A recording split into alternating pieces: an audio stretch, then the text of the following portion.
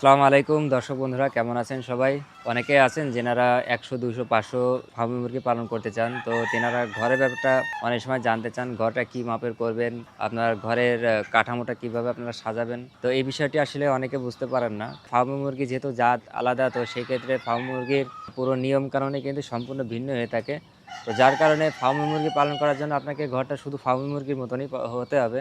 তো ফার্মি মুরগি পালন করার জন্য আপনার ফার্মি মুরগির ঘরটা কীভাবে আপনি করবেন সেটা আপনাদেরকে আমি আমার যে ঘর আছে এই ঘরটি আজকে দেখায়ে আপনাদেরকে আমি ধারণা দেব। ঠিক আপনারা এইভাবেই করবেন। এই যে ঘরটা শুধু আপনাদেরকে আমি পুরোটা দেখাবো কোথায় কী আছে, সেভাবে শুধু আপনারা ঘরটা করবেন এবং কতটুক লম্বা ঘরে আপনি কত পিস মুরগি পালন করতে পারবেন সেটাও কিন্তু আপনাদেরকে আমি আজকে দেখাবো। তো প্রথমে কথা হলো, আমার এখানে যে ঘরটা দেখতেছেন এটি হলো ফার্মি মুরগি, এটা হলো আমাদের মুরগির ঘর।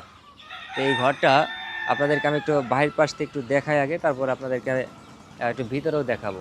আমার এখানে যে চালটা দেওয়া আছে, চালটা মূলত টিন দিয়ে দেওয়া আছে, যেটাকে আমরা লোহার টিন বলি। আপনার ওই জায়গাটার পরিবেশ বুঝে যদি গাছপালা না থাকে তাহলে আপনি অবশ্যই সেখানে মাটি টিনটা দিতে পারেন। আর যদি গাছপালা থেকে থাকে তাহলে কিন্তু আপনার মাটি টিন দেওয়ার কোনো প্রয়োজন নাই, আপনি অবশ্যই এই টিনটাও কিন্তু দিতে পারবেন।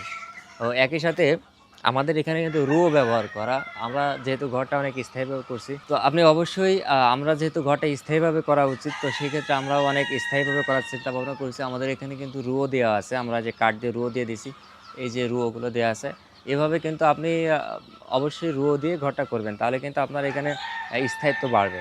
আর একই সাথে এই যে নেটটা অনেকে আসলে অন্যরকম বিভিন্ন রকম করতে চান, তো আসলে এভাবে করবেন না। কারণ হলো এই নেটটা দেওয়া প্রয়োজন, কারণ নেটের ভিতরে অনেক আলো বাতাস যায়। আর একই সাথে ওই যে আপনার শিয়াল, কুকুর, এই জাতীয় যে হিংস্র প্রাণী যেগুলো আছে, এগুলো কিন্তু আপনার এই নেটের কাছে কিন্তু আসতে চায় না। তো যার কারণে কিন্তু এই নেটটি কিন্তু আপনাকে দিতে হবে। আর একই সাথে আপনি যদি নেটটাকে একটু যত্ন করে রাখতে পারেন, তাহলে কিন্তু আপনার ৪ থেকে ৫ বছর কিন্তু আপনি অনায়াসে নিতে পারবেন। আর একই সাথে আপনার এই যে পর্দা হিসেবে ত্রিপলটা ব্যবহার করতে হবে।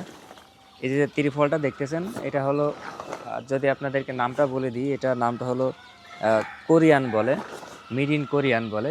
আপনারা সেই ত্রিফলটা যদি নিতে পারেন সেটা সবথেকে ভালো হয়। তো এইভাবে আপনারা দেখবেন যে এক পাশ হলদে আর এক পাশে এরকম নীল কালার থাকবে।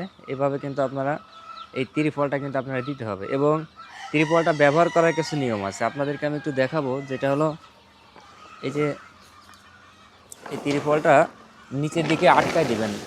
আমি সবসময় আপনাদেরকে দেখাই, দেখেন নিচের পাশটা কিন্তু আটকানো এবং উপরে মাথাটা কিন্তু যে রশ্মি বাঁধা, উপর দিয়ে টান দিলে আটকে যাবে ভিতর দিয়ে এবং এটা ছেড়ে দিলে কিন্তু নামে যাবে। ঠিক আছে, এইভাবে কিন্তু আপনাকে পর্দাটা নিয়ন্ত্রণ করতে হবে।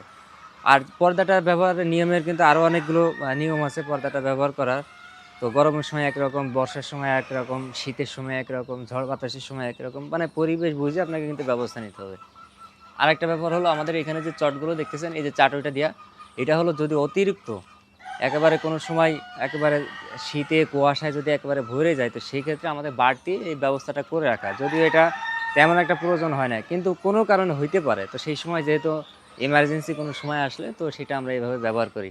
এটা হলো বাহিরের মোটামুটি ব্যবস্থা। এইভাবে আপনারা ঠিক এইভাবে করবেন। এখন আপনাদেরকে আমি ভিতরে আর একটু দেখাবো। ঘরের বাইরে যেমন কাজ আছে, ঘরের ভিতরে একইভাবে অনেকগুলো কাজ করার দরকার হয়। তো সেটা আপনাদেরকে আমি একটু ঘুরে ঘুরে দেখাবো। এখানে প্রথমে আপনার যে কাজটি করবেন, ঘরটা যে আপনার ওই জায়গাটা উঁচু না নিচে সেই অনুপাতে আপনাকে কিন্তু ঘরটা আগে উঁচু করতে হবে। আপনার যদি মনে করেন যে ঘরটা আপনার ১ ফিট উঁচা করলে আপনার এখানে আর পানি জমবে না বা পানি ঢুকবে না, এরকম পজিশনে যদি আপনার হয়ে থাকে, তাহলে আপনি মাত্র মাটি থেকে ১ ফিট উঁচা করে কিন্তু ঘরটা দিবেন। একসাথে আপনারা ফ্লোরটা করবেন নেট ফিনিশিং দিয়ে। আমাদের এখানে যে জায়গাটা দেখতেছেন এটি হলো একেবারে নেট ফিনিশিং করা। তো একেবারে পরিষ্কার জায়গা।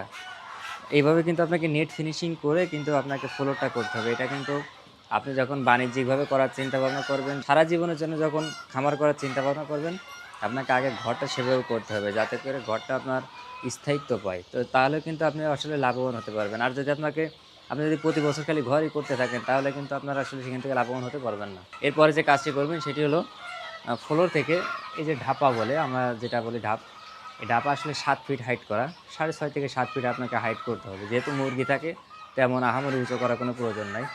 আর এখানে আপনারা ঢাপার উপর দিয়ে একটা চাটই আমরা চট বলি, এই চটটা দিয়ে দেওয়া হয়েছে। তো আপনারা ঠিক এইভাবে কিন্তু পুরো ঘরটাকে চট দিয়ে দিবেন। আপনারা আমাদের এই ঘরটা দেখেন পুরোটাই কিন্তু চট দেওয়া। তো সেভাবে কিন্তু আপনারা চটটা দিয়ে দিবেন এবং লাইটের ব্যবস্থাগুলো আসলে মাঝে আছে। তো সাধারণ অবস্থায় ঘরের বিষয়টা কিন্তু এরকমেরই। আপনারা অবশ্যই ঘরটা এই যে কাজগুলো আছে এভাবে কিন্তু আপনারা করবেন। তো এখন আপনাদেরকে আমি একটু মাপ সম্পর্কে বলে দেবো যে আসলে কতটুকু মাপ হলে আপনাদের জন্য কয়শো পিস মুরগি আপনি পালন করতে পারবেন। মূলত ফার্মি মুরগি পালন করার জন্য একটা ডিম পাড়া মুরগি আপনার ঘরে থাকবে। তার জন্য একটা মুরগির জন্য ১.৫ স্কোয়ার ফিট জায়গা প্রয়োজন হয়। যদি আপনি ১০০ পিস মুরগি পালন করেন তাহলে আপনার জন্য ১৫০ স্কোয়ার ফিট জায়গা প্রয়োজন হবে। এখন ১৫০ স্কোয়ার ফিট অনেকে বুঝতে পারেন না যে স্কোয়ার ফিট কত হাতে হয়। হাতটাও বলে দিচ্ছি। হাতটা হলো আপনার সবসময় চওড়া কত ফিট এবং লম্বা কত ফিট এটাকে গুণ করলে যেটা হয় সেটা হবে স্কোয়ার ফিট। তাহলে আপনি যদি ১৫ গুণ যদি ১০ দেন তাহলে কিন্তু ১৫০ স্কোয়ার ফিট হয়। তাহলে ১০ হাত এবং ৭ হাত।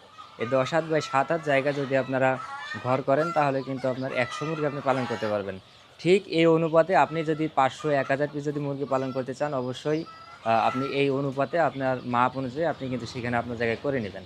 তো এটা ছিল আসলে মূলত ফার্ম মুরগির ঘর। এর বাহিরে আসলে কোনো ঘরে কোনো নিয়ম নাই। যেভাবে ত্রিপলের কথা বললাম, যেভাবে নেটের কথা বললাম, যেভাবে ঘরের আপনাকে বিষয়গুলো দেখালাম, এর বাইরে ফার্ম মুরগি পালন করার আর কোনো পদ্ধতি কিন্তু নাই। আমি আপনাদেরকে যেটা দেখালাম এটা সম্পূর্ণ বাণিজ্যিক এবং সরকারি একটা নিয়ম। আমি এখানে যা করি এটা পুরোপুরি সরকারি একটা নিয়ম। কাজে আপনারা অনলাইনে অনেক কিছু দেখে থাকেন। তো বর্তমান সময়ে তো আসলে অনেক খামারেই আপনাদেরকে বিভিন্ন রকম তথ্য দিয়ে থাকে।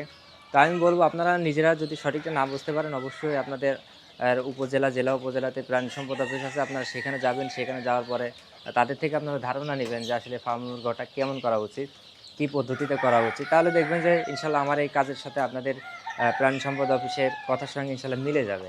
তো যাই হোক দর্শক বন্ধুরা, আপনারা জানেন যে আমরা প্রতিনিয়ত ফার্ম মুরগি সম্পর্কে সকল প্রকার গুরুত্বপূর্ণ আলোচনা করে থাকি।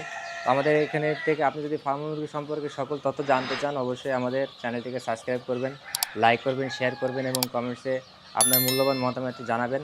এবং একই সাথে আপনার যদি কোনো নির্দিষ্ট বিষয়ে জানা প্রয়োজন থাকে অবশ্যই আমাকে কমেন্টসের মাধ্যমে জানাবেন। ইনশাআল্লাহ আপনার প্রশ্নের উত্তর দিয়ে আপনাকে আমরা সহযোগিতা করার চেষ্টা করব। তো সবাই ভালো থাকবেন। দেখা হবে অন্য কোনো বিষয় নিয়ে। আসসালামু আলাইকুম ওয়া রাহমাতুল্লাহ।